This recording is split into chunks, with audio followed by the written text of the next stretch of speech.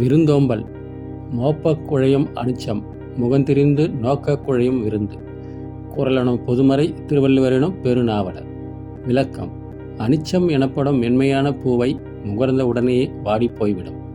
அதுபோல் சற்று முகம் கோணி வரவேற்றாலே விருந்தினர் முகமும் வாடி போய்விடும்.